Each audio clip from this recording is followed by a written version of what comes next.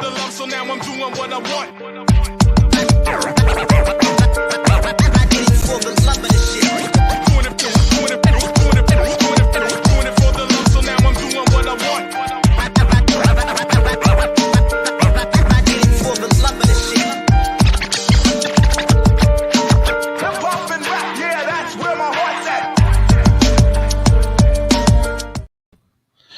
What's up, everybody? Welcome in Heat Ratio Sports Fantasy Firebox episode 30. And we got one of the long-time standing crew members back tonight, Mr. Pittsburgh John Coker, off sabbatical. My man, as always, Mr. Dan Green, and Tony Jigsaw Catillo here to talk a little. We're going to get our way too early, no pun intended, quarterback rankings for fantasy football. Talk a little something different tonight, right? Little third baseman from Major League Baseball, power-packed, end of the corner, hot corner position, and some NBA, DFS, analytics, I should say, because it is one of the hardest games to crack. What's up, boys? John is back. What's up, Al? Yeah, John is back. He's got the Pittsburgh gear. He's repping Penguins. He's repping Steelers. First of all, John, welcome back, buddy. How you doing, man? Thank you. It's good to be back. Little sabbatical. I like it. I love that term. Yeah, it's good to have you back, Johnny. Yeah, thank you. Yeah, Dan needed somebody else to deal with all my shit for a whole episode. You know what I mean? My lips are chapped from talking too much, John. We need your silent assassin voice back. Silent assassin. I like that. Silent assassin voice. But as always, talking a little fantasy, man. We get this weekly episode in. Last night was wonderful. Again, hit that subscription button. Hit that bell, like my man Mr. Vance Cruz says, a notification bell to know when we always go live on this show, because I shouldn't say this show, I should say this network, because we have a ton of digital offerings for everybody to listen to. Heat Ratio Sports on all formats. Last night, post-game show for the Sixers, which was pretty cool. Heat Ratio live show with Mr. Jeff Mosher, which was even cooler. And again, tonight, Fantasy Firebox. So let's get right into it. And I'll tell you where this topic came from. I know there's a couple people that I follow on social media. We were going back and forth about the quarterback position, and then I do the final judgment piece every Tuesday on Fox Sports The Gambler with Sean Breaks on the Daily Ticket. And Sean lets me run basically my own segment. Let me know what you want to talk about. Let's get into some things that will hit me with some stuff that's on his mind as well. One of the biggest things was Jalen Hurts, not just from a Philly perspective, but from a fantasy perspective, because John always knows I always have some kind of basis on why I say what I say. And I did some digging on Jalen Hurts. And number one, I came up with the number 7. Now, John remembers this 7 conversation from Stephon Diggs, where me, John, and Michelle Magic from ballblast.com, who had a really good podcast together before the season last year. And I said, hey, guys, I think Stephon Diggs is going to be a top 10, possibly a top 7 fantasy wide receiver. And both of them said I was crazy. All right, but I do say a lot of crazy things. I'm 50-50. Sometimes I hit, sometimes I don't, right? I take the chance. I like living on the edge a little bit, and it worked out. Now, this year, I'm getting a little crazy again, because I'm taking Jalen Hurts as quite possibly my 7th overall ranked fantasy football quarterback. Now, I know it's early, and that's why I love talking. I want to talk to both of you guys, because there's a lot of different moves that are still going to be made. We don't even know if Jalen Hurts is going to be this quarterback for the Philadelphia Eagles, right? We don't know. But what I will tell you is last year, when he was the starting quarterback on a team we all said stunk, we all said didn't have enough weapons, Carson Wentz, okay? We're going to look at week 14, 15, and 16, where he fell at the 7th spot accordingly, just with my rankings for the preseason, okay? So, week 14, 23 points. These are fantasy points. Week 15, 41. Week 16, 28. Okay, so respectively, he was 12th, 2nd, and 8th, which comes out, you divide the 3, you get 7. 30.6 points per game, 5 touchdowns, 3 picks. Also a rushing touchdown, rushed for 238 yards, 850 yards passing. So he was better than Lamar Jackson on all 3 of those weeks. And we've seen Lamar Jackson take a step back. Now, John, you've been back on sabbatical. I know even though on sabbatical, you still watch, you still pay attention. You have your own analytics that you do to get your mind off of certain things. So let me ask you, I'm not even going to say, do you think I'm crazy? Because you always think I'm crazy. But you always think I'm crazy, which is all good. But specifically, Jalen Hurts as a top 7 fantasy quarterback, quite specifically ranked on top of Aaron Rodgers. What do you think, buddy? No. That's the job we missed. Just straight no. Look, I mean, he could end up the number 7 quarterback in fantasy next year. But that is the peak. That is the ceiling. So, I mean, and hopefully you wouldn't draft him as the 7th quarterback off the board, because you're probably going to be the one that's going to take him higher if you believe in him that much that he's going to be number 7. You're going to wait on him in a draft. I mean, unless you want to really get crazy and you need him that bad that you're going to reach multiple rounds to get him. But, I mean, he peaks at 7. That's best case scenario. But then I look at worst case scenario. I mean, maybe he doesn't run as much for whatever reason. I mean, he had a lot of points just in the running game. I mean, can we bank on 60 yards rushing every game next year? I don't know. But what if he dips down to 30 yards rushing and his passing game, his passing efficiency, just his touch on the ball doesn't really mature or improve. All right. And you still don't have that many weapons, and the offensive line is still, there's a lot of ifs there that I would sway more to, I would take him as like maybe 14 with the upside of a 7, but a downside of a 25. I mean, I think it's in full reality that he could be, the bottom quarter of quarterbacks in terms of fantasy. He could be in the top 20%.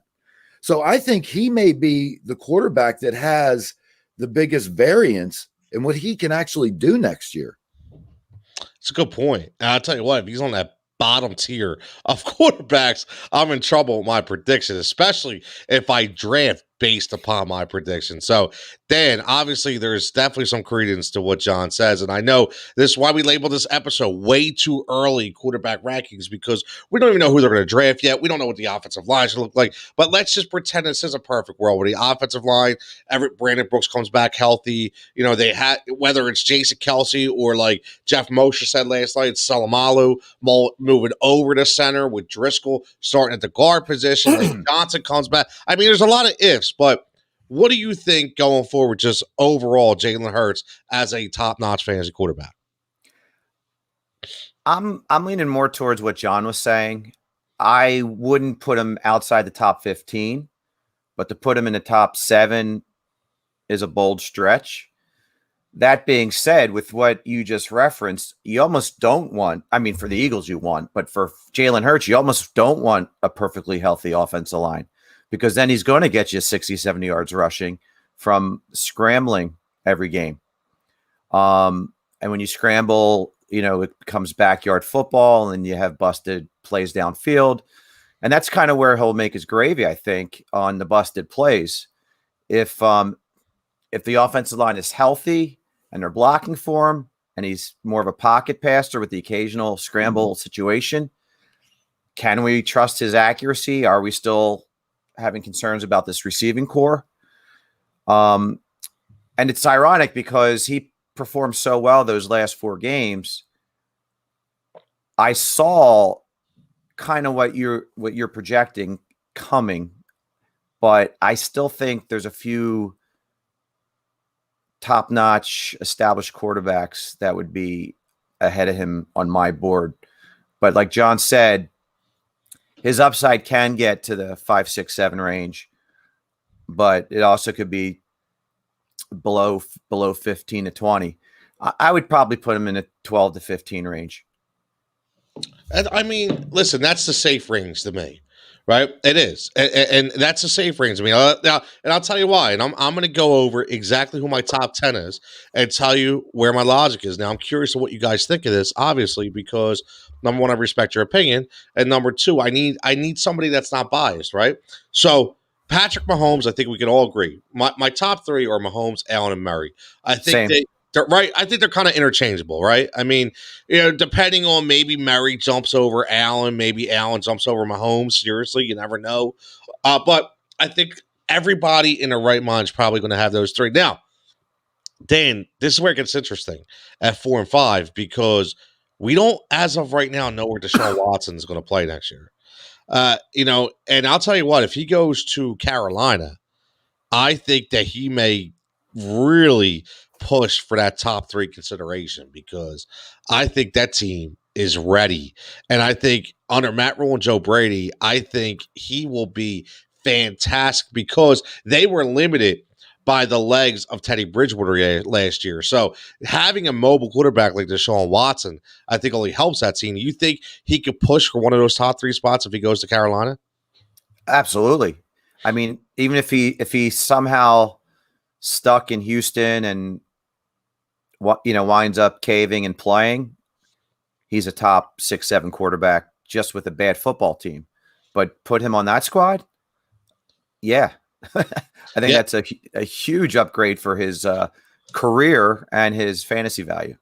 So let me ask you this: out of those 5 guys, or even in your own list, is that your top 5 in different parts, or do you have somebody else in your top 5? No, I have those 4, and I have to have Lamar Jackson up there. Ooh. Just because regular season he's gonna get you 80 yards a game. Just even in those playoff games, he was getting 80 to 100 yards. So he looked like he was taking a down tick, but he still puts numbers up. And I still think I'm looking for the mobile quarterbacks to be in the top of my list. I dig it. The only thing that scares me about Jackson, I think he had a really off year last year, and he was actually out of the top 15 for most of the year. We'll see what way he's had this year. Now, Donald texting, Donald Conway Jr., thanks for checking in, buddy. Appreciate it. He says, what do you think it would take to get Watson to Carolina?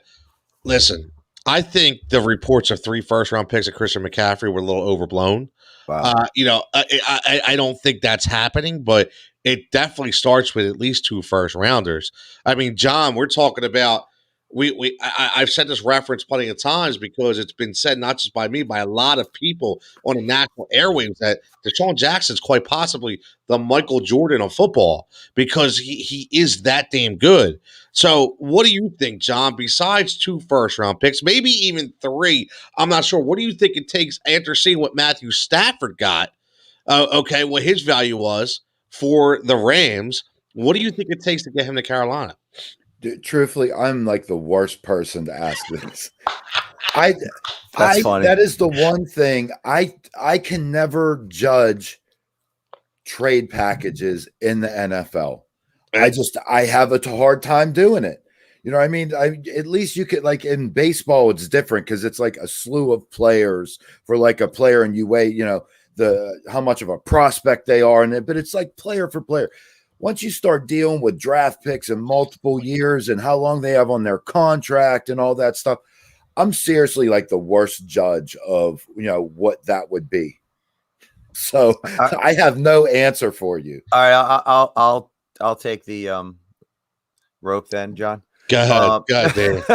Now, so if Houston's looking for a Stafford haul, obviously he's a better quarterback than Stafford. But I'm also of the mindset, if I took the mindset of a GM, you don't have leverage. You have a very disgruntled quarterback that desperately wants out. I'm not giving you 4 number ones for him, So you have to have the leverage. You have to play the leverage card, in my opinion. And does Houston really have a lot of leverage with a quarterback that is that disgruntled? Now he's super talented, so it's like, all right, if you don't give us our 4, we're going to keep him here. So now you got a malingering quarterback the whole year, and some people on our show, like Jamar, thinks he might even sit out a year. So I it's do about too. a lot of it's about leverage. So talent for talent, yeah, of course he gives you a better package than what Stafford would garner. But there was no animosity with Detroit. Stafford didn't have to get traded.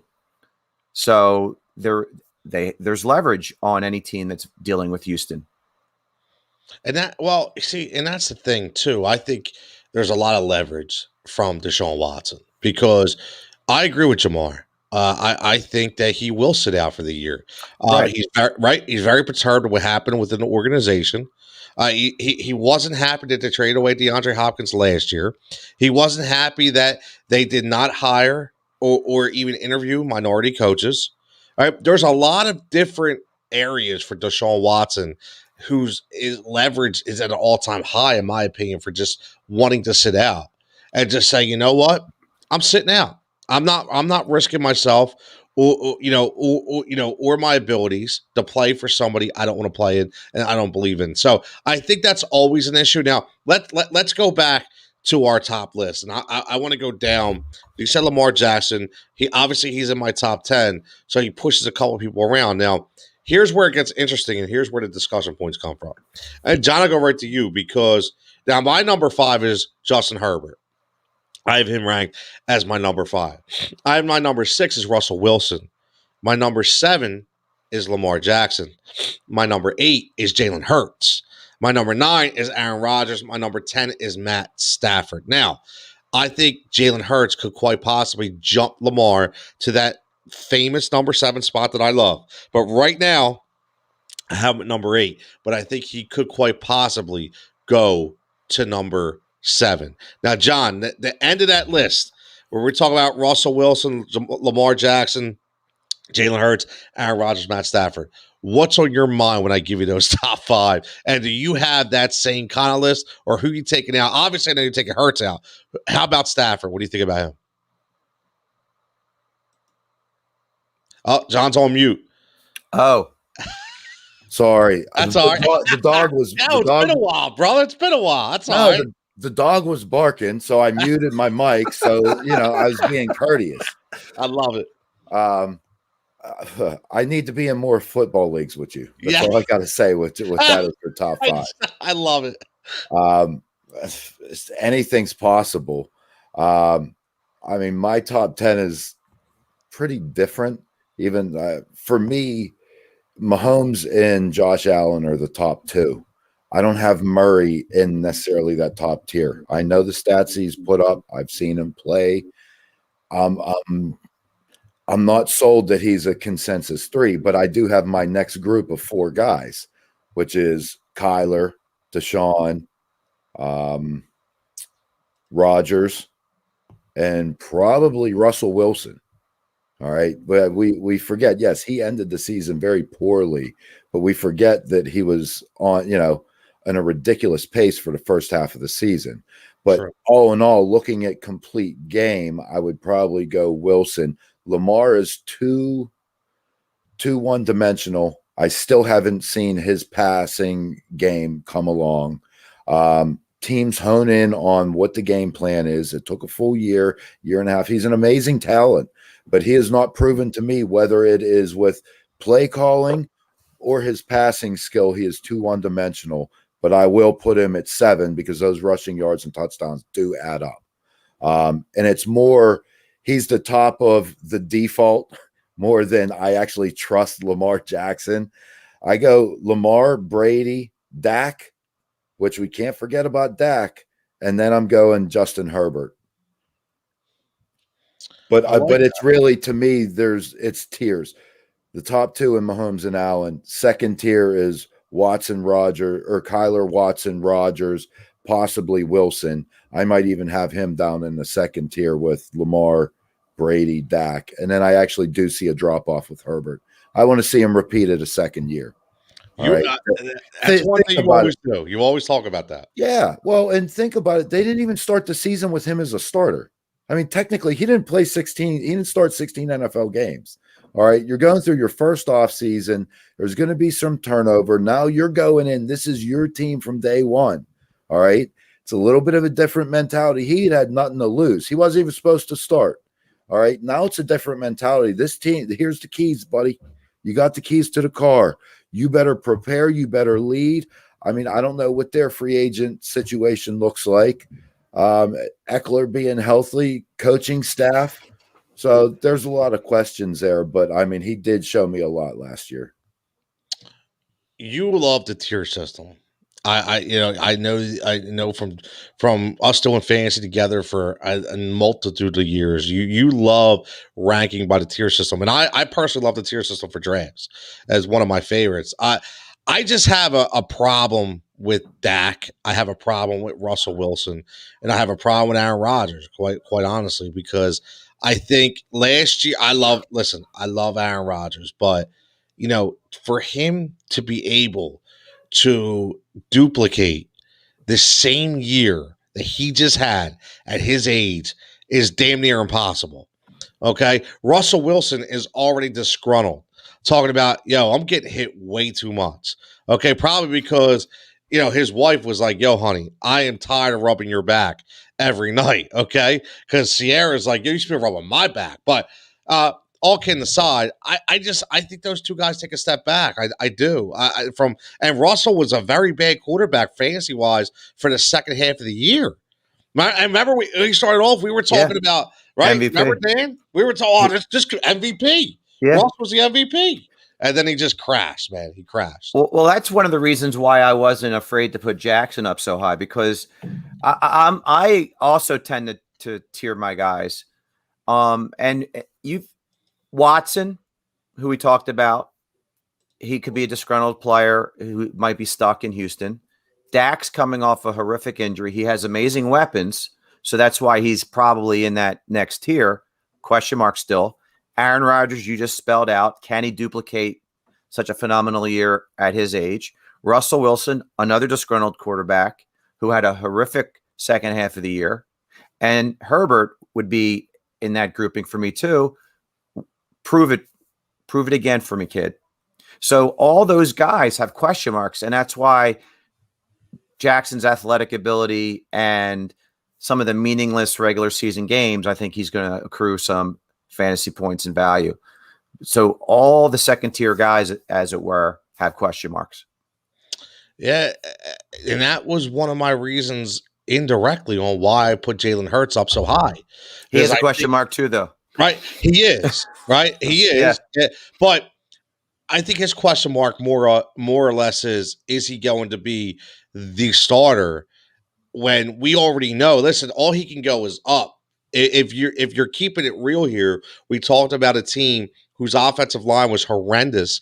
He was running for his life. We know that, just like Carson Wentz was. But he hid some of those deficiencies. So if he was able to hide the deficiencies on that offensive line last year, even if he gets a little bit of an uptick, of an upgrade, I'll tell you what, the sky's the limit for this kid. Because here's the thing: I think he rushes for 600-700 yards. Yeah, right? I agree with you. That's where I disagree with John. John was saying what if he's getting 30 yards a game? I think he's going to have 50, 60 yards most games. But again, we talked about teams having tape, and that's going to make a big difference. He caught teams with their pants down the first couple games, and you saw how he played his last two games. And before that fiasco in Washington, he wasn't playing so well. So this is correct. Well, it's listed, and he doesn't have, and we still have question marks with the whole weapons on this team. So his question mark, I think he's going to be the starter. My question marks for him is what the hell is going to be surrounding him. This is true. What's up, John? No, all I was going to say, it goes back to, I don't know if it was you, Dan, or Tony, when you said about the broken plays and the busted plays. Dude, I'm not banking on a quarterback. I'm not banking on the guy that's relying on busted plays to give me stats. I'm sorry. Can't do it. I mean, look, I'll take it, but if that's where I think my stats are coming from, that's not a guy that I'm really looking at. That's a good point. I get that too. Yeah, that's a great point. It's a good way to put it. And I'll tell you what, it's a good way to segue into what I wanted to do is, again, these are just, this is what we talk about. These are way too early rankings, but it's fun to talk about because you look at the landscape of how everybody changed. What's up, Dan? I before we switch to something else, I just wanted your take on where you're going to rank Baker. Wow, because he's your boy. Look, John's laughing. I'll tell you what he was able to do this year in Cleveland under the new coach. He said under the new regime, they formulated that team. Everybody's coming back, in my opinion. Maybe now it'll be interesting what happens to Odell. Will he be moved because they showed they were right? It's actually bad for that team. Well, yeah, but the thing is, they played so well without him. That's what I'm saying. He's bad for that team. Right. So, So, I mean, he could possibly be moved. Listen, Baker to me is a top 15 fantasy quarterback. I think he's like 14 or 15, but I think he's still top 15. I don't think I'll tell you what, I'd rather have him than Matt Ryan. Oh, yeah. I know a lot of people are on the Matt Ryan wagon all the time, but another year older, did he not show you that inconsistency last year? And the thing about Baker is the legs again. You have to put the legs into the equation. I think he had 5 rushing touchdowns last year, and that's huge. That again, that's an extra 30 points overall. And if he can rush for 300 yards, I mean, you're talking about an extra 60 fantasy points. That's a dynamic that takes you from 280 to 340. I mean, honestly, we have to talk about that. So I don't think Baker gets enough love, Dan. I don't. I know everybody laughs because they know Baker's my boy, but he does not get enough love to me because I think what happens is there's 2 or 3 games where he probably threw about 170 yards and 1 touchdown. And everybody's like, oh, this guy stinks. Listen, if you look at it from a DFS standpoint, and, because I think Baker is ranked completely different from traditional to DFS because he's not consistent enough on a week-to-week basis, but he has a lot of boom games. If you pick the right matchup at DFS, you can really hit on him. And those boom games are what kind of overvalue him in the traditional rank. So, not to get long-winded, but he's definitely for me 14 or 15, but he's at least every other week DFS streamer, in my opinion. Yeah, he's a matchup guy for sure. Yep, especially with that team. If they face the right defense, they're going to run the ball. They're going to get the play action going. And he looked very, very, very good zoning in on Jarvis Landry. And the one thing with them is between David Njoku, Harrison Bryant, and Austin Hooper, they have 3 really good tight ends. Not great, but not bad. And they run a lot of 2 tight end sets, and they're athletic. And that's the one thing that helps Baker Mayfield is Baker Mayfield throws a lot of deep balls and he throws a lot of jump balls. And when he does that, he needs somebody to go up and get him. He needs somebody to because let's face it, he's not the most accurate quarterback in the world. We understand that. Neither is Josh Allen. And the reason why Josh Allen was so good because Stephon Diggs and was able to go up and get the ball, right? Cole Beasley was always be that dump ball valve. Tyler Kroft was able to be that guy in the red zone. So he had a lot of outlets. So I think that's exactly like Baker. I know, John, he's in your division with your Steelers. And I know you can never give the Cleveland Browns any credit, but what do you think about Baker? Do we at least give him top 15? You give my boy a little top 15 love or no? Sure. Whatever. Look, I mean, in all reality, he's not a guy that I'm going to be happy about as my QB1 for sure. I already talked about the top 2 guys, and truthfully, doesn't matter if it's Tom Brady or Justin Herbert. We talked about all these guys and the warts that they have. I don't think it would surprise us if any of those guys could be, QB6, QB7. Would it shock you if Brady was QB6? Would it shock you if Herbert was QB6? Like you look at all these guys, even Matt Ryan. You may not like him, Tone, but I mean, in reality, it is in the realm of possibilities. You start going down the list. That's why I'm going to take whatever's left. I'm going to wait. I see all these guys. I'll just make sure I take 2 of them. So would I, is a Stafford Mayfield a reasonable way to go if you have a ton of, wide receivers and a stable of running backs and a good tight end, I mean, it's a possibility. I mean, I really play the draft, but I will not be taking a QB high. Baker, I mean, like you said, some games he plays and some games he doesn't. Their MO's to run the ball. So it's really about the matchup. 100%. Our buddy Nick checking in says, I'm so sorry, but it's hard to look at a Pittsburgh Penguins jersey. LOL, just kidding. That's all right, Nick. Stay tuned for that post-game show tonight on the Flyers. I know. I'll tell you what. I will say this about Nick. I don't think I've ever seen anybody watch a Flyers game so intensely as Nick Crisco, okay? So when he's going live on Facebook and he's pacing back and forth, yelling, I love it. It is what Philadelphia and a Flyers fan emulates. It is wonderful. Nick, I love you, dude. Seriously.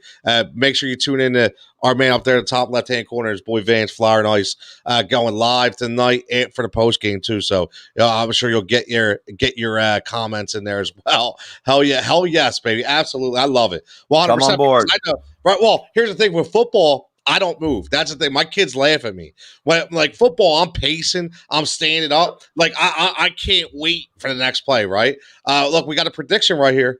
3-1 Flyers, Nick says. Or no, they're playing right now. That's the score. That's the score, 3-1. See, he's got a crystal ball that's like called a TV. Yeah.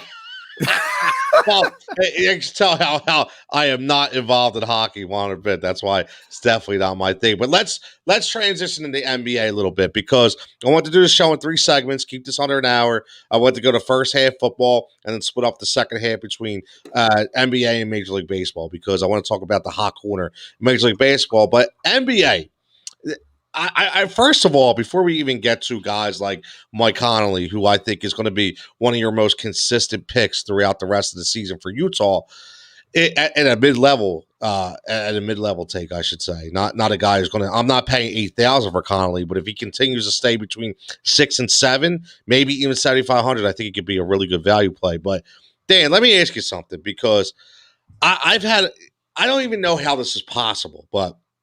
I do these 3 plays every day. And the last 3 days, and this is what I want people to understand why NBA is so hard. I get the mid-tier guy right. I get the low-value guy right. But that goddamn top guy, I get the snowflake. 3 days, like, it's not just so easy to say, oh, yeah, give me Embiid for 10-6. He's good. You don't necessarily know that because guess what? If he gives you a snowflake at 10-6, you're most likely screwed. Okay, like you can't, right, Dan? No, you can't. You don't put Embiid in your lineup for 39 points. Exactly. So you're screwed. So my point is, it's happened to me with John Wall. It's happened to me with Jokic. It's happened to me with Embiid. And again, I haven't put them on a DTM list, which is the dead to me list, but. They are really Joel was working on my nerves. But you know how he made up for it is when he had that 90-point output on DraftKings a couple weeks ago. So that makes up for a good or 2 plays. But Dan, I know tonight you love to look at these low value guys as well, and I do. You do. And you're like me. I'll tell you everybody when I do the watch and lock segments. What I literally do is I go to the all tab and I go to $4,000 and I scroll between the $3,000 and $4,000 mark and say, let me see 1 or 2 guys that I can find. So then if I want to spend $22,000 on 2 guys up top, I know I have a comfort level at a couple guys down low. So you had a fantastic pick the other night with Saban Lee. And the last 2 games, there's a guy 30 and 35. Respectively. And again, people, these are DraftKings points. So for all the people that show up in the DMs are like, oh, you only scored 5. No.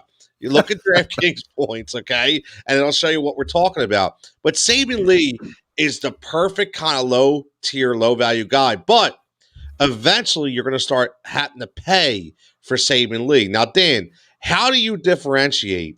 Or I should say, do you have a number that you look at that says, okay, when Saban Lee gets to like 4,800, not paying up on him until I watch him for a couple games and see what he does? No, that's a absolutely perfect way to put it. When you're building a lineup and you can put 3 $8,000 to $10,000 players in, and then you maybe could squeeze a couple sixes, and then I see injury reports, and I see Lee is getting 28 minutes a game, and he's $3,200.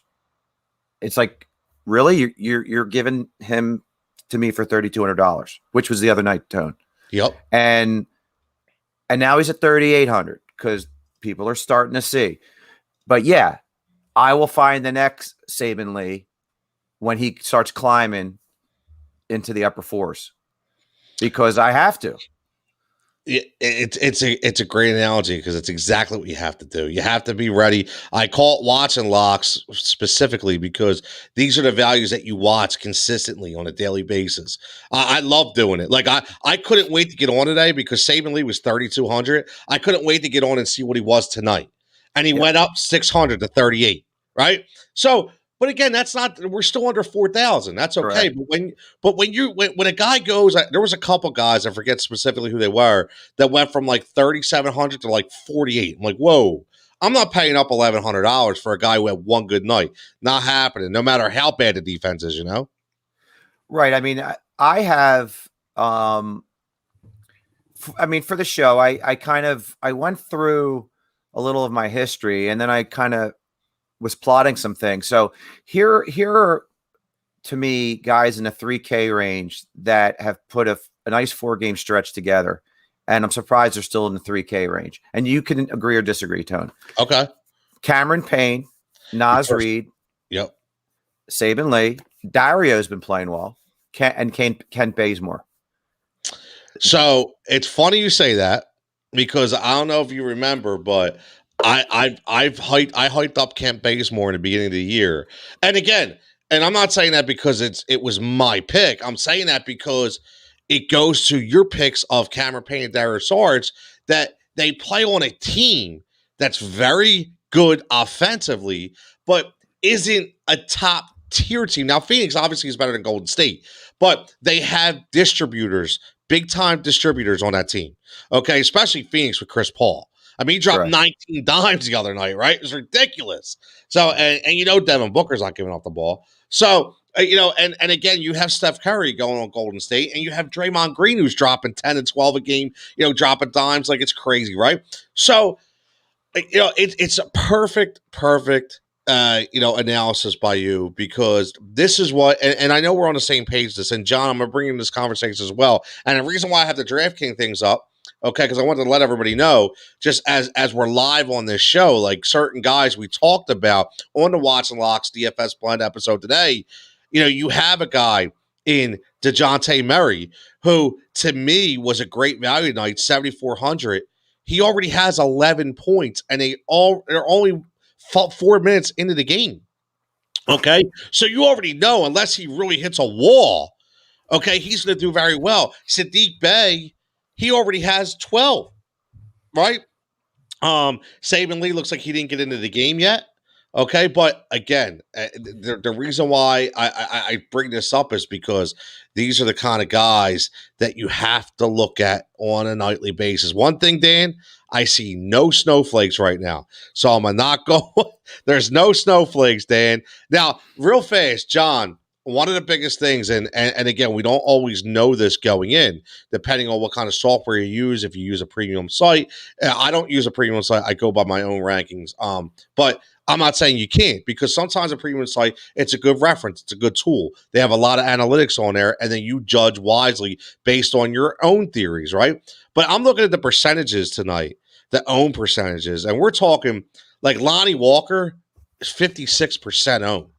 So Lonnie Walker then, and he was only 3,700, so he's kind of a value play, but he really needs to step up because, at 3,700, if he doesn't give you, I would say 15 to 20, it's a bad pick.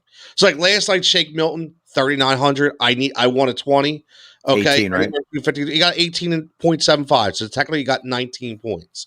Okay, so that's okay for me. So John, I know you're not the huge NBA guy. I know you were trying to get the lineup in before the show started. You kind of got snuffed out, but low tier value. Do you really hang your hat on these low tier value guys, or you just go all in with the start the first and just kind of fill out the rest? I do a little bit of both. I usually start out. I'm picking one of the top guys most likely. So I figure out who I want to hitch my wagon to. Once I do that, then I mean, typically I'm looking through the injury report and seeing who's going to be out for the opportunity to pick up minutes, and especially at a cheaper price. So that's kind of that's where I get my salary down. Then I start looking at what I have and then just kind of filling out the last couple positions. So, I pick my stud, I pick 2-3 values based on injuries. And then I have, I'm sitting around the 5,000-6,000 range where I can figure out, do I want to go with 2 7,000 guys and 2 5,000 guys? Do I want to pick up another cheap guy? Do I want to stack another 10,000 guy and go cheaper than the rest? So that's kind of how I usually do the makeup. I love the stacks. And Dan, that we talk about it all the time. I love the stacks on a good game. And one of those games I looked at tonight, which had an over and under at 230, was that Minnesota Chicago game. The Minnesota, it was an over and under at 229, so basically 230. That means a lot of points going to be scored in that game, and I like to pounce on those games. And if you notice, if you look and you do your research, most of the people that win always pounce on the right game. Now, what I want to say about Saban Lee, before we move on to other players, is I want to give everybody a little insight, because we talk about this on the show a lot. We don't like to just throw stuff up against the wall. There are a lot of analysis and research that goes into the theories that we give to you. Saban Lee's 3,800. Now, he averaged 31 and 34 respectively over the last 2 nights. So if I go into the logic saying I expect Saban Lee to give me 35, but he only gives me 20, you still only bet 3,800 for him. So it's not the end of the world, right? It's the difference of saying, okay, go back to Lonnie Walker, who I just expect 25 from, or 20, and he gives me 6. That's when you get hurt, right? Gallinari was last night. I was expecting 25 to 30. I got 6. That hurt. That is the difference between a 280-point game to a 310-point game. And Dan knows, right? You have, in order to cash your lineups, you have to be around 310. It's just 310 to 330 is those magic numbers. And if you're lucky enough to get like 350, you're really turning ahead. So Dan, who obviously follow up with that, and I'll give you 1B is. For me, I've talked about Mike Connolly. He's that guy. I think that he could be very, very valuable to you going down the stretch in a traditional and or a DFS streamer, because he plays on such a good team in Utah, and he's not the number 1 option. He's quite frankly probably the number 3 option scoring on that team. If that's the case, who in your mind would be your guy or guys that you look at down the stretch, and what's your rebuttal to the Lonnie Walker Saban Lee comparison? Or whatever, or what you were going to say. When I kind of unrudely cut you off. No, you didn't cut me off. I wanted to really before I forgot, I wanted to give John props. His Friday night lineup was extraordinary. He's put up like 343 points, I believe. So we got a shout out to John. Oh, yeah, I mean, that's why I decided to show back up on the podcast. It was a killer lineup. I figured I won. I might as well show my face. Right. I mean, I'm almost hoping you could recall the players you had, because that was an amazing. Well, you had JoJo, who had 90 points. That was the day. That was when Ben was out. Yeah, JoJo was on a hot streak. You had Toby. Tobias was playing good. I was like, dude, I'm building around JoJo and Tobias, and that's when he blew up. I had Clint Capella gave me a good game. I mean, everybody did pretty good. Osman, he was cheap that day, and I had Chris Paul. So those were the big ones. Only one snowflake, but a 91 pointer by Embiid. I mean. Yeah, that helps. Yeah, that helps a little bit. That really helps. Okay. Again, let's see. I'm pulling it up right now because. But that was like the night I try to be a a bright dude, and I think I picked Jared Allen as my center and try to get a couple strong guards or something. So I crapped the bed by not having JoJo in the lineup. You should have took him for tonight. He's already at 30 points. Who's that? Course. Jared Allen. Yeah, I love Jared. Yeah, he's on fire tonight. He's in my lineup for tonight. Wow. Well, John, it's funny. We just talked about stacking games, right? And if you look at John's lineup, that's exactly what he did. The only guy he missed on was Tyrese Maxey, who he said, like you said, got him a snowflake. But again, 3,800. He still got him 13 points, so at least he got him something. But he has Tobias Harris. He got him 47.5. Embiid, 91.75. He's got Capella at 57.75. Patrick Beverly. Patrick Beverly's dead to me. Yeah, me too. He is. For good reasons for you. Yes, very good reason. I know why for you. We're going to get to that in a second. Yeah. Chris Paul. Chris Paul, this was the 19 assist game for Chris Paul. What a pick that was, 56.5. CD Osman at 32. Even had Jaden McDaniels in there with a 21.5. So John had a fantastic lineup. And he was 20 points ahead of the next guy. So T-Mart had 328 our league, and he had the Wright Hernan-Gomez. Yes. He had Donovan Mitchell at 55. He also had Embiid. He also had Osman, and he had Garrett Temple, who had 26. So, and Delon Wright, who had 32. So he had a good lineup as well. Again, chill 1976. Yeah, he's good. He had 2 snowflakes though, and this is where we talk about Fred VanVleet. Had 33 and he paid $8,000 for him. That was not good. Seth Curry, he paid almost $5,000, only got him 13. And again, there's your issue. Now, here's what I want to say is very interesting here. If you look at the draft percentage of these guys, this is interesting because here's a team compiled of guys who were all over, for the most part, 20%. There's only a couple guys in Fournier and Van Fleet that were under 13%. So he basically took a popular lineup and constructed the parts in the right way, formulated his system correctly in order to score close to that 300-point mark. So it does happen. But to get back to the dead to me list, to Patrick Beverly, okay, just so everybody knows, that Dan knows, I was sitting on a same game parlay the other night. Actually, it was a 4-game parlay, and I had 3 legs of the parlay hit in the first quarter. And all I need Patrick Beverly was to give me 1 3-pointer for one parlay and 2 for the other one, for the big moonshot parlay. No pun intended to kill Kenny. But what I will say is he didn't do anything for the rest of the game. Yeah. Nothing. I'm sitting on waiting for a $2,000 hit, and I get nothing. Nothing. He had me so excited. I was texting Dan like, yo, I think I'm going to hit. Yeah, that didn't happen. That did not happen. So, unfortunately, we didn't hit, and that means Patrick Beverly is dead to me because he just couldn't get it done. Now, listen, let's go along with basketball for another minute. Then we're going to switch over to the hot corner for the last 10. John, Dan, I don't know who wants to go first, but let me ask you guys again. And we talked about how we formulate lines. We talked about some super values. Dan gave us some great values over the last week that we should look at going forward. What about guys who not necessarily are value guys, but very good consistent scoring options, like a guy like Mike Connolly, like a guy like Zion Williamson? Because Zion Williamson is just, he's consistent. He's very consistent. And, he's guaranteed to get you 40, may actually get you 55 to 60 some nights, like I think tonight. But Dan, who's on your list? It could even just be one guy that you kind of look at for every single one of your lineups, for the entire week.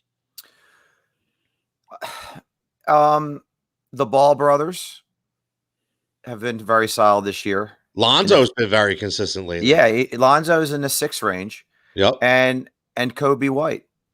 Kobe, he surprised me. He really has.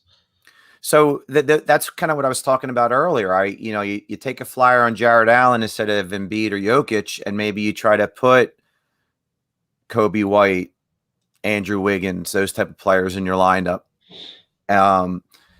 So you don't have to go bargain basement shopping for a couple $3,000 guys. So you play around. I attack.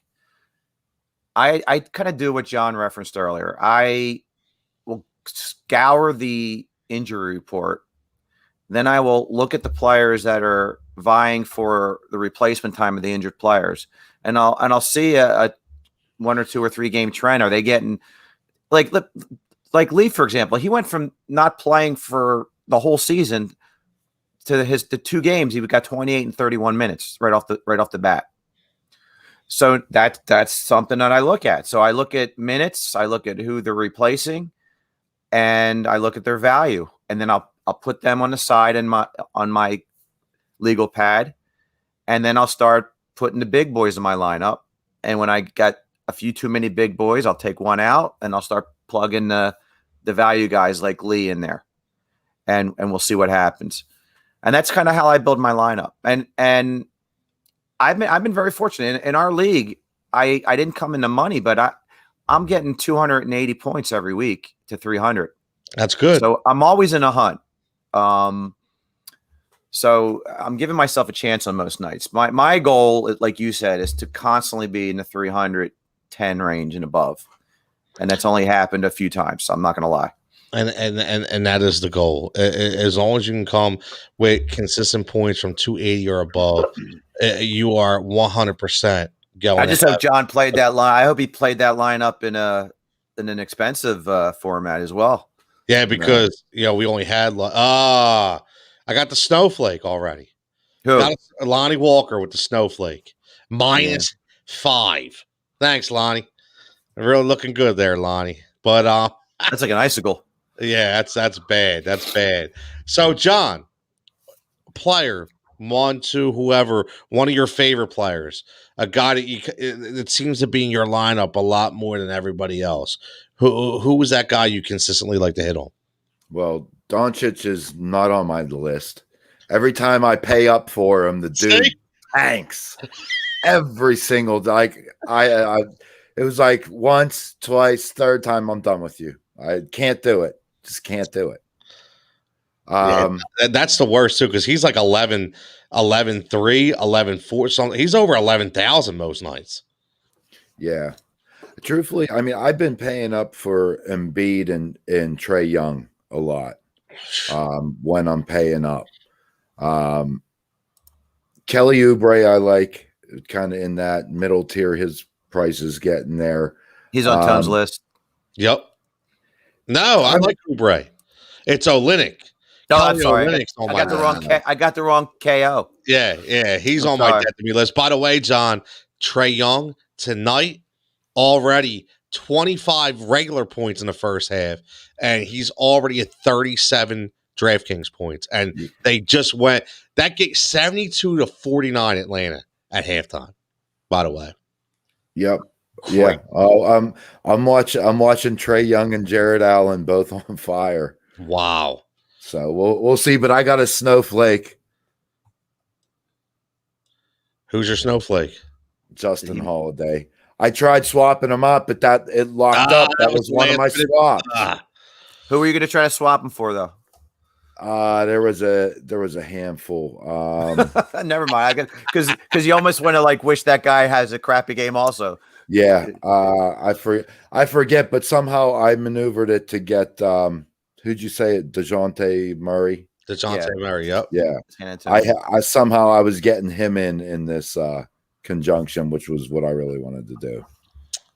Well, DeJounte Murray, I think, is going to have a really good night. He was 7,400. I think he was a really good value, actually a triple double kind of value guy. So let's transition. We got about 5 to 10 minutes left. Let's end talking a little Major League Baseball. And again, we go 3 for 3 tonight. And I want to start picking a position a week. Last week we talked about the closing pitcher position. The week before we kind of elaborated on a multitude of positions. Tonight I want to talk about the third base position. Talk about the hot corner, because Dan has visions of Scott Rowland every time I say hot corner. So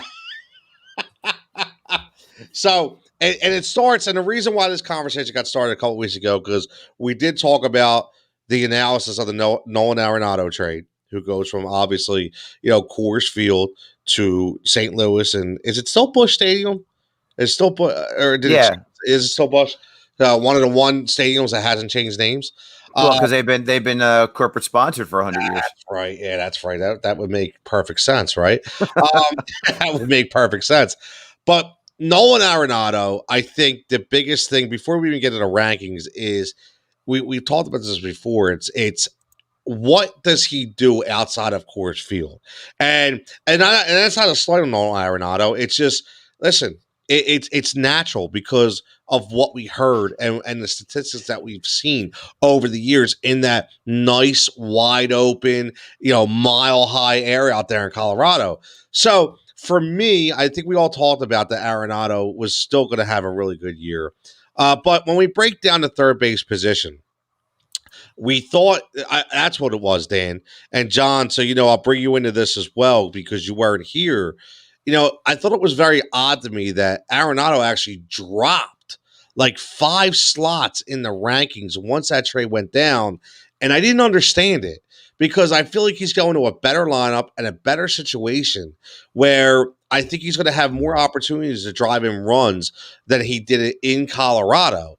So I was trying to figure out why he took a back seat to guys like Rafael Devers, which I'm really shocked. Manny Machado, listen, obviously tremendous year last year, so he deserves to be where he's at. But I just Jose Ramirez was the guy in Cleveland, and John, let me ask you, just take those two guys before we break down this whole position. Would you rather have Jose Ramirez for Cleveland or Nolan Arenado for St. Louis on your fantasy team? Jose. Really? Yes. Wow. I play mostly 5x5 leagues, not the points leagues. Okay. So 5x5 league, when I'm getting 20 stolen bases and 30 plus dingers, that is huge value, especially if you could bat over 300. So Arenado does not have any stolen base abilities. He's leaving a good home. I'm going Jose Ramirez all day. That makes sense. I'm not even thinking about the stolen base element. And the reason why is I get so narrow-minded to that when we talk about power hitters because I'm just looking at home runs. And right? And we say Jose Ramirez, I'm like, oh yeah, okay. But I was going to say no. I mean, even looking at the home road splits, I mean, let's exclude last year. Okay. All right. 5 years prior, home 21, 23, 19, 25, 20. Past 5 years at home. Away, not quite as good, but still had 20, 15, 18, 16, 22. So the home road splits in terms of power aren't that bad. Batting average is a little bit further down. So I don't think we're going to see necessarily a 300 hitter. So it may not have taken so much of the power, but he definitely has a better batting average at home. So he did. I was shocked how much he dropped. I mean, they're talking about Arenado 3rd, 4th round, 5th round, which I will love to get him there. Please, I want that league. Yeah, well, I mean, but that's what it is. I mean, if he does tack off, and where is he? I was good. I mean, you look, if you take his stats, and all right, let's say that the homers come down a little bit. All right, so 2019, he's hitting 38, 30, 3-year average, 39 home runs. All right, let's say it comes down to 34, maybe 33. All right, and then you're not getting the 119 RBIs. And then the batting average is going down to your 280 mark. I mean, what happens if he's a 35 homer, 280, and he drives in 90 and 95? I mean, it's in the realm of possibility, but at the same time, I like his potential above, a lot of, some of these other guys that, I'm going to take Arenado before I take LeMahieu. I mean, that's just me. I love LeMahieu has the multi-position eligibility, correct. So I'll never have him at third base unless like injuries hit midseason. He's going to be. I love him as a middle guy, but as my corner guy, I'm not too crazy about him. Now you're right, Dan. I think you sound like you agree, correct? Well, I do, because here's the problem with Arenado. If we knew, since he was traded, I've been kind of tracking this. He's batting behind Goldschmidt. Exactly. If they reversed the batting order and had Arenado batting third and Goldschmidt batting fourth, I guarantee you he would climb in the rankings because of protection. So now he's probably got Tyler O'Neill behind him. Now Tyler O'Neill's got some pop, 25 dingers, I believe. So he's got to hope Tyler O'Neill has a backup year to the year he had last year. So he has protection behind him, so people aren't pitching around him. So that's, and of course, leaving Coors Field. So that's probably why he's dropped in some of the rankings.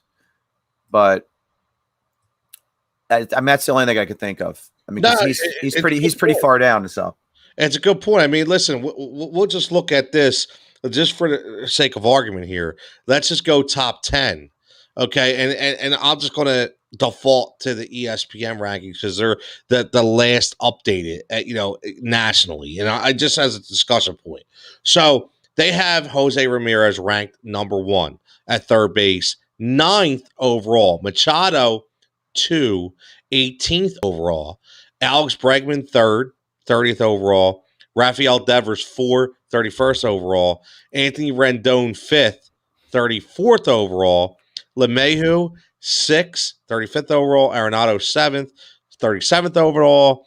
Suarez 8th, the 58th overall. Biggio 9th, 82nd overall. And rounding out the top 10, you have Matt Chapman in Oakland, ranked 10th, 92nd overall. Now, what I think is very telling is if you look at the overall default rankings that we have, and when you start with Bregman, you go 30, 31, 34, 35, 37. So it looks like exactly what John said in the sense that gives you that 3rd to 4th round ranking for Nolan Arenado. And I'll be honest with you, I think that's a steal, John, if you can get him in the 3rd or 4th round.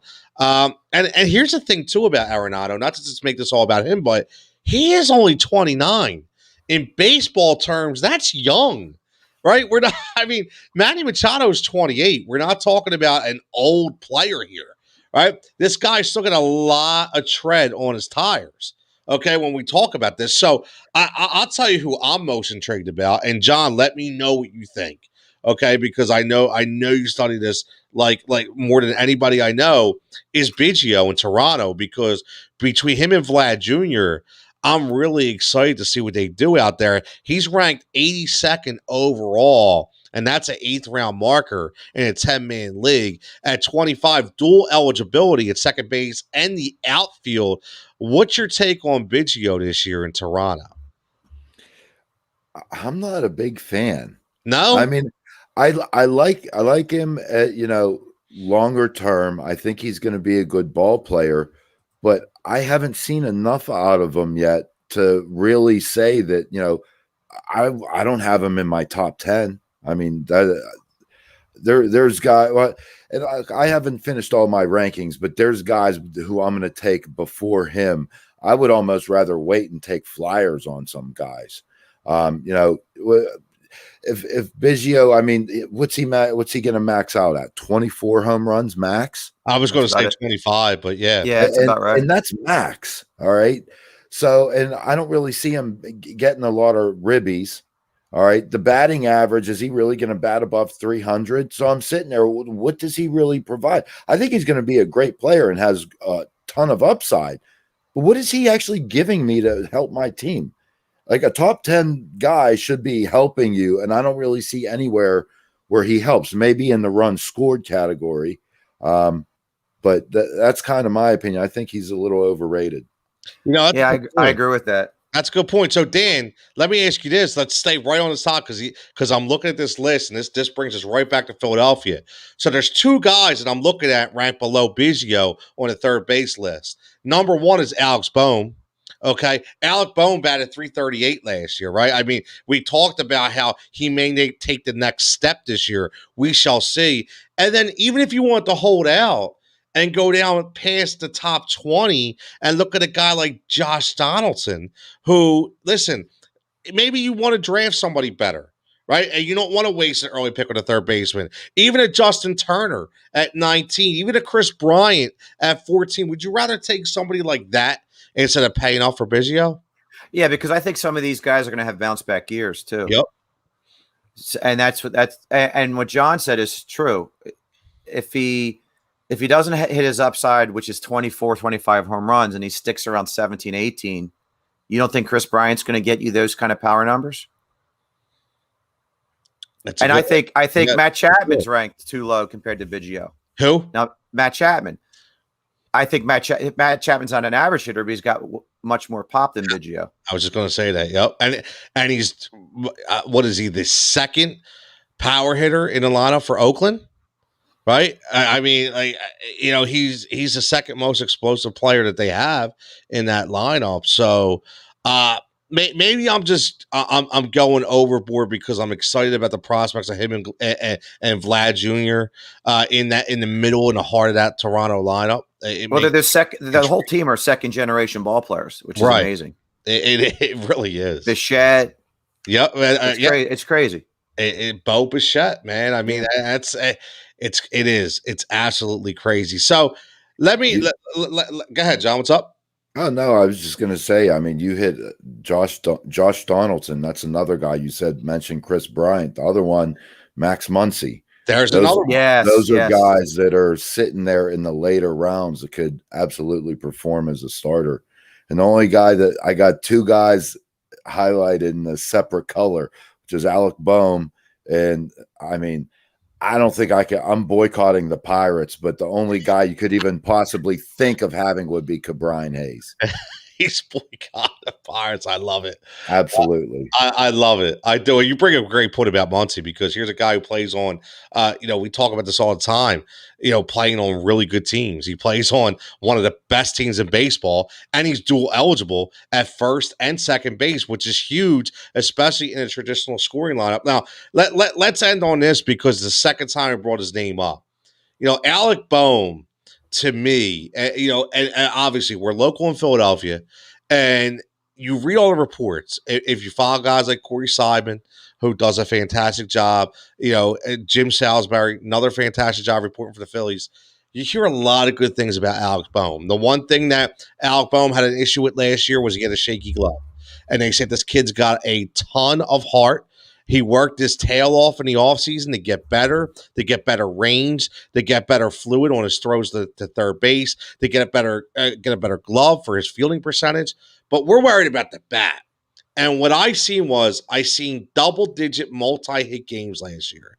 Now, I did a feature on this, and we talked about him and Zach Eflin. So the numbers are in my head that he only went hitless 4 times all year.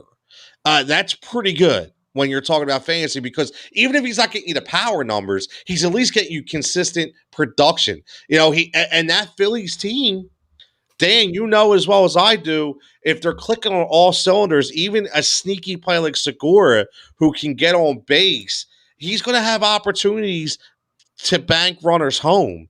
And I think Alec Bohm could be a sneaky pick at third base. No, I can't argue with that.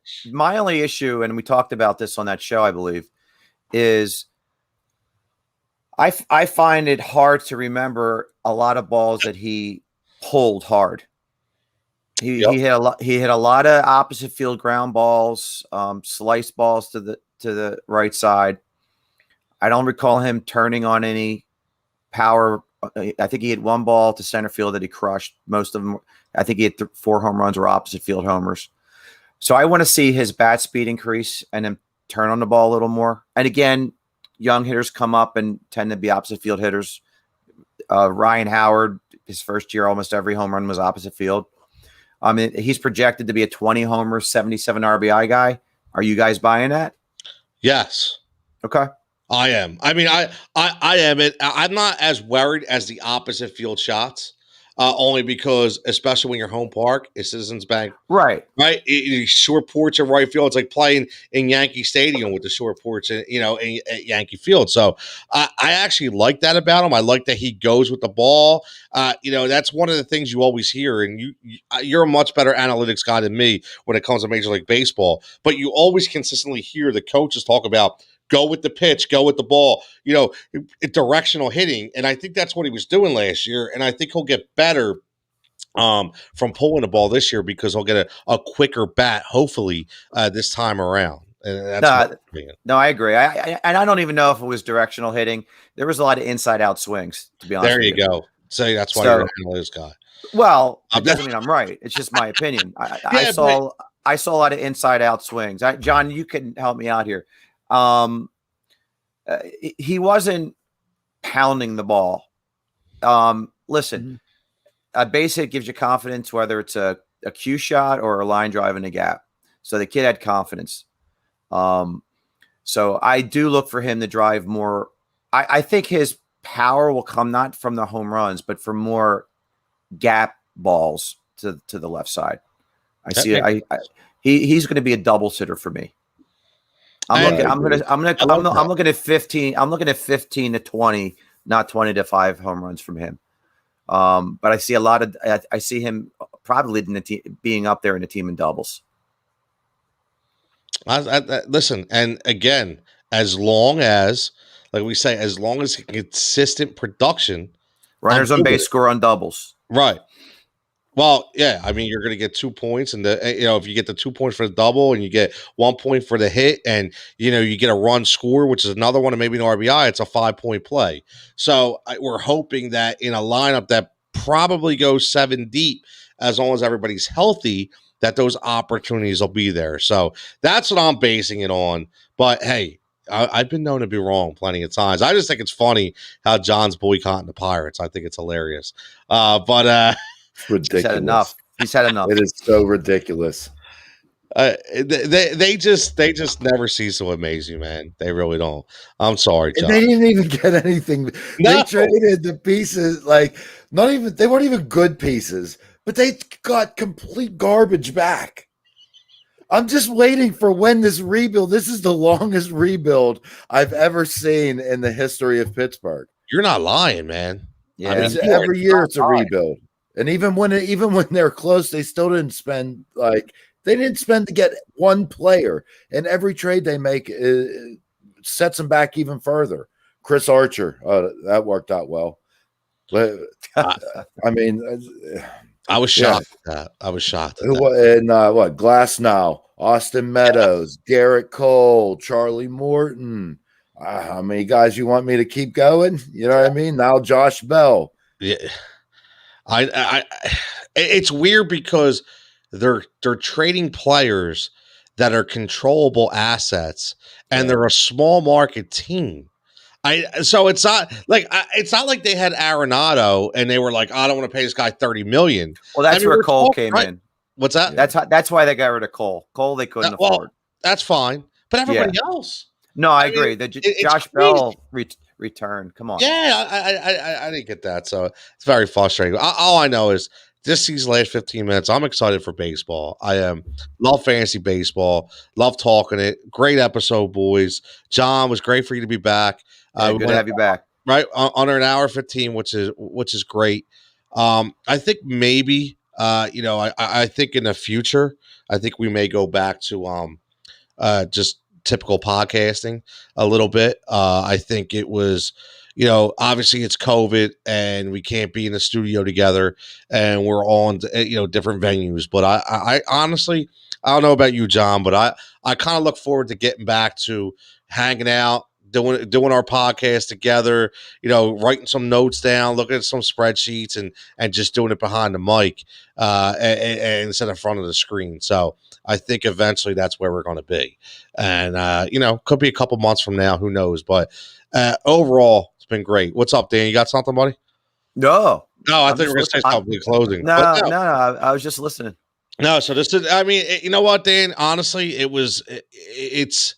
I honestly feel like, and I'll say this on the air, I honestly feel like, the market has become flooded with everybody's streaming, everybody. And you get to a certain point where when is it enough, right? When is it enough? And I think, you can go overboard. So I think what we're going to do, and listen, I'm spitballing here live on the air. I'm thinking, you know what, maybe we just go live once a month. And we're just going to podcast 3 times a month. So we do 4 fantasy Firebox episodes, and we don't do them live. We're just going to podcast on 3 of them, and then we'll promote the live show. We'll get the interaction going with the live audience. But I think it's a good way to go, and I think it'll help a lot of people out as well. So we're not buzzing up everybody's timeline. So that's my piece on that. But as always, man, fantastic show. Hour 15, we touched on baseball, we touched on basketball, we even touched on some early, not so early off season, or way too early off season football predictions. But as always, tonight, if you're tuning in live right now, or you're hearing us on replay, make sure you keep it locked here into the Flyers game. Flyer and Ice Pod, my man Dan Green, my man Vance Crew, checking out what's going on with the orange and black. Going to break the game down like nobody else can. For me, myself, Tony Jigsaw Gato, check me out again tomorrow. As always, Fox Sports The Gambler for the Daily 3 Play, the DFS Blend at 6:15. We're about to line up. And the Flyer and Ice Pod tomorrow night at 7:15. Right? Correct. No game tomorrow, right, Dan? We're 7:15 No tomorrow game. night. No game. Perfect time. We have the great Mark Drumheller on our show tomorrow night. Oh, Mark, again, X is going to give it to you. That's my man X, man. Love it, from Fox Sports Gambler and Betting for Breakfast. Him and Dave Glock do a great job. And as always, for Heat Ratio Sports, give us a follow at Heat Ratio Sports on all social formats. Hit that subscription, hit the notification bell. And it was great to have our man Pittsburgh John Coker back.